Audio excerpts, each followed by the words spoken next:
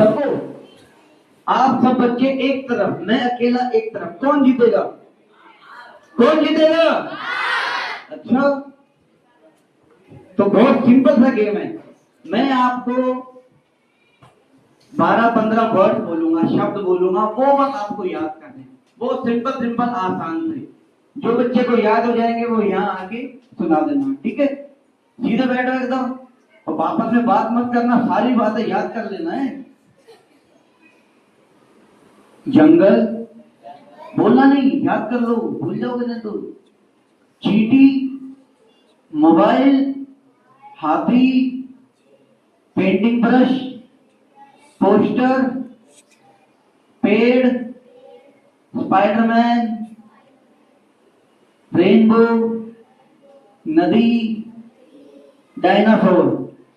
चलो इतने, किसको याद हो गए सारे वर्ड? बता दो, जल्दी से आ जाओ मेरे पास, किसको याद हुए? बहुत आसान शब्द है। 3, 10 तक गिनूंगा मैं। टिक टिक 4, टिक टिक 5, आगे वाले बच्चों में किसी को याद हुआ? टिक टिक 6, टिक टिक 7, पीछे वाले होशियार बच्चे टिक टिक 8, टिक टिक 9 और टिक टिक 10। किसी को याद नहीं हुए? चलो कोई बात नहीं, मैं आपको एक कहानी सुनाता हूँ। कहानी अच्छी लगती है? ओके, ध्यान से सुनना कहानी। हम एक बार जंगल से जा रहे थे, जंगल में हमें चींटी दिखाई दी। चींटी वो जा रही थी मोबाइल पे बात करते हुए, उसको रास्ते में एक हाथी दिखाई दिया। हाथी की सूंड में था पेंटिंग ब्रश, वो एक पोस्टर पे पेंटिंग कर रहा था। वो पोस्टर टंगा हुआ था पेड़ के ऊपर, पेड़ के ऊपर स्पाइडरमैन बैठा हुआ था। उसके हाथ से निकला रेनबो, जा करके गिरा नदी में, और जैसे ही रेनबो नदी में गिरा, नदी में से डायनासोर बाहर निकल गया। अब मुझे मालूम है आपको सब याद हो गया, मेरे साथ साथ बोलना। हम कहां पे जा रहे थे? हाँ, और तेज बोलना। जंगल में कौन मिली? उसके हाथ में क्या था? उसके रास्ते में कौन दिखाई दिया? हाथी की सूंड में क्या था? वो पेंटिंग में से किसने पेंटिंग कर रहा था? पोस्टर कहां टंगा हुआ था? पेड़ के ऊपर कौन था? स्पाइडरमैन के हाथ से क्या निकला? जैकेट कहां गिरा? नदी में से कौन निकला? तो बहुत बच्चे होशियार है, ताली बजाओ जोरदार अपने लिए।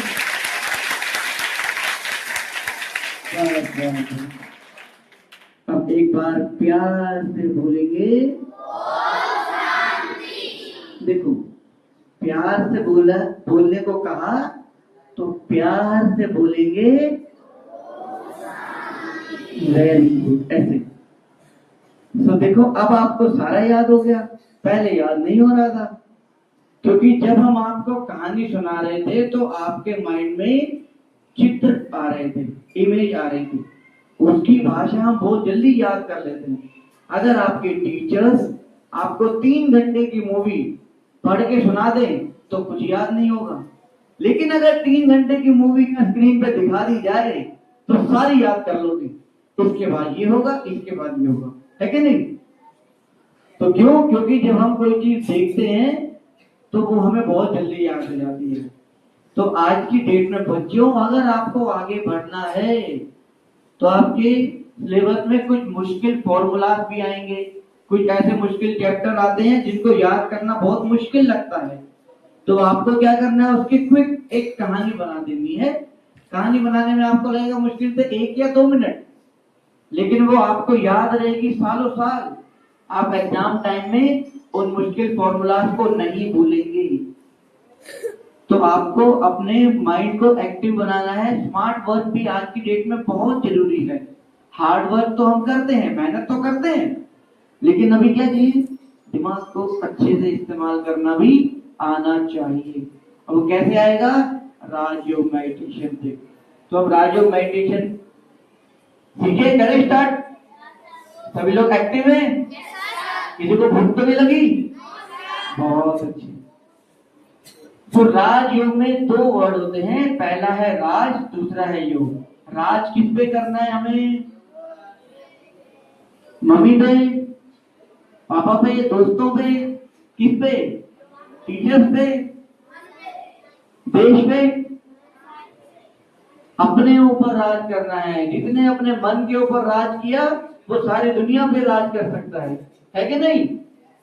जो अपने मन को जीत सकता है वो संसार को जीत सकता है। सबसे मुश्किल, बड़े बड़े ऋषि मुनि, योगी, तपस्वी, आचार्य, विद्वान भी यही कहते आए कि मन को साधना नामुमकिन है। लेकिन ब्रह्मा कुमारी एक ऐसा इंस्टीट्यूशन है जहां पर 140 से भी ज्यादा देशों में ब्रह्मा कुमारी के सेवा केंद्र हैं, सेंटर है, जहां पर मन को कंट्रोल करने की विधि बताई जाती है और सभी लोग बहुत आसानी से मन को कंट्रोल कर पा रहे हैं। लाखों लाखों परिवार, बड़े बड़े doctor, engineer, scientist, philosopher, army officer, सभी कैटेगरी के लोग राजयोग को सीख करके आगे बढ़ रहे हैं। सभी बच्चों का कोई ना कोई लाइफ में एम होता है, लक्ष्य होता है। किसी को डॉक्टर बनना है, किसी को टीचर, किसी को पायलट, किसी को इंजीनियर। आप सब में भी सबको बनना है। क्या हर कोई लक्ष्य को प्राप्त कर पाता है? नहीं। क्यों? मेहनत तो सभी करते हैं, लेकिन मंजिल पर हर कोई नहीं पहुंच पाता, क्योंकि वो रास्ते में चलते चलते भटक जाते हैं।